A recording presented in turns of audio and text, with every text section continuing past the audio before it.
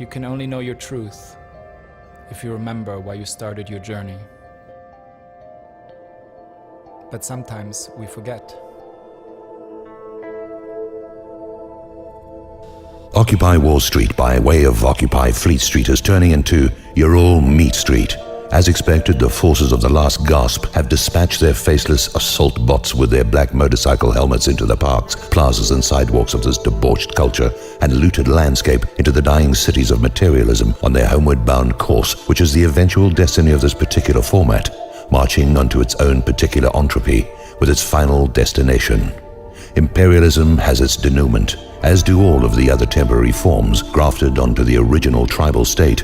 Every one of these systems has their perversion specialists and money manipulation experts, and we know who they are in present day, in tandem with it being same as it ever was. Same as it ever was. Same as it ever was. The police and the military work for the money men. The perversion specialists warp the cultures through facetious and gratuitous laws that transform perception by legal decree. It's the law. It must be right. The police and military are those whose conscience has adapted into the performance of any and every outrage in exchange for a paycheck. They're enforcing the law, and the law must be right. Meanwhile, there are those in the police and military who still retain a semblance of conscience and know that they are being screwed the same way as those they are hammering with their batons.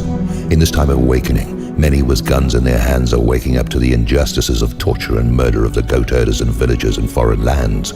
They did it for the bankers and the bankrupt slogans, whether it be Semper Fi, Sieg Heil, or In Hoc Signo Vinces. There are no parasites as insidious, vile, venal, and cold as the bankers. They are the original Satanists. Stop the bankers, and you stop the clocks. You stop the wars. You stop the poverty. You stop the inequality. You stop every evil financed by them, and they are considerable. It's a simple thing. The same way that the war against the Muslims is about Muslim bankers not charging interest because usury is the king of pain in the lands of the oppressed that extend from sea to poison sea. Also courtesy of the bankers who never met an environmental disaster that they didn't like. First they destroy it, and then they muster another industry that pretends to clean it up. They manufacture diseases in order to make the practice of medicine a high-profit industry. They manufacture laws that make the private prison industry a high-profit scam. They destroy the educational system to graduate ignorance and stupidity for the purpose of assimilating propaganda and social control. They take every potentially good thing and rework it for maximum profit.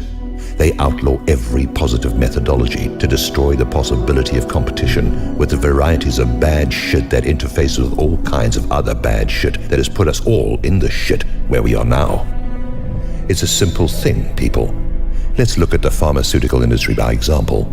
The pharmaceutical industry kills and makes infirm more people than the illegal drug industry has ever done since back in the day when they were providing all the drugs they are now illegal.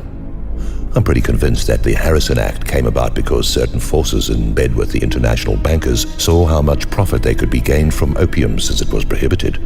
To comprehend why that is, you only have to go back to study the Boxer Rebellion and the Opium Wars and the results, and you can fast forward to the Afghanistan War if you like as well.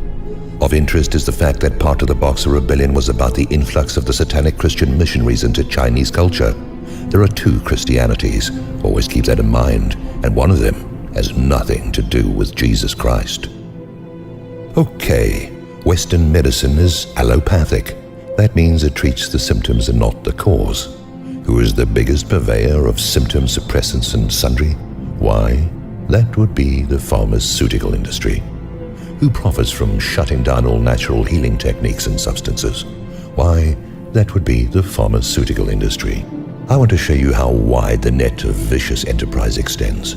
I suppose I am speculating a bit here now, but given all we know, it sounds as plausible as anything. What industry is most responsible for poor health in the part of the Western populations? That would be the food industry, in tandem with the chemical industry. Isn't the pharmaceutical part of the chemical industry? The food industry employs researchers and scientists to mess around with the dynamics of Lady Nature. They employ financial experts to figure out how to lower costs and to maximize profits, which means using palm oil and soy oil instead of the more expensive but healthier components. Now, Consider the sweetener substitutes that I don't really have to get into. Extrapolate out into genetically modified foods and let your imagination take you on an excursion of speculation. Now, consider that those who invest in the food industry are almost certainly involved in the pharmaceutical industry and the medical industry, and you can suppose, assume, or outright claim that there is little doubt that they make food which makes people sick, to send profits to another arm of the blood-sucking octopus that straddles the globe. But there's no conspiracy. Nah, there's no conspiracy among the money men around the world to maintain this abusive system and to look for new ways to make it worse, if only there is some greater profit to be gained. Every religion except for the one that operates under the Talmud espouses mercy, charity, peacefulness, compassion, and attendant virtues. Yet, what do we see promoted from the pernicious pulpits by the twisted priests of most of them? Why are we in a time of religious wars that serve the interests of bankers? Look at your ministers, people.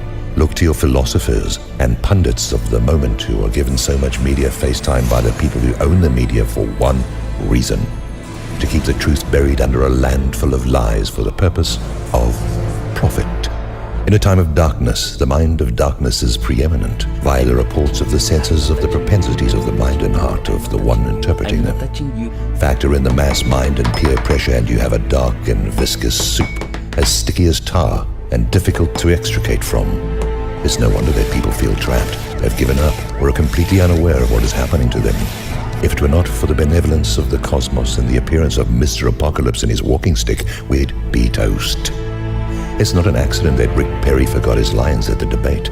There's no surprise that Strauss-Kahn is much deeper into the goblin light than just being a serial abuser.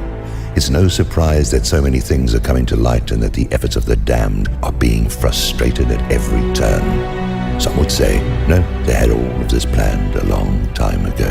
This can't be stopped. I beg to differ, and I submit that no one has ever pulled it off in recorded history, and not before that either. It always gets to a place like this first, the place of the summing up. The Sandusky affair, which will prove to connect all over the place to all sorts of people, has been exposed by a tap from Mr. Apocalypse's walking stick. Mr. Apocalypse is dancing across the world's stage like Gene Kelly. He's singing in the rain. He's wearing mirror shades. He's humming an old Robert Johnson tune. He's on his way to the crossroads to collect on some debts. It's a wonderful irony that those who have spent their lifetime putting people into debt and operating off the principle of debt are now going to find themselves very, very deeply in debt and unable to resolve it, except in a most timeless and ancient fashion. It's all under control, and beautifully so. There's nothing unpredictable except for those of us, most of us, who can't predict what is coming because why spoil the surprise? In the meantime, that uncertainty is meant to provoke and inspire us to be better than we might have been in the process. Keep holding the truth to be self-evident, and it will certainly become so. Sooner or later, once it burns away the rubbish and rags that conceal it. It's all about the right kind of desire and aspiration. This is what turns away the veils. Some say that passionlessness is the key, but that's just another way up the mountain. You're either climbing it or you're at the base camp arguing with the experts.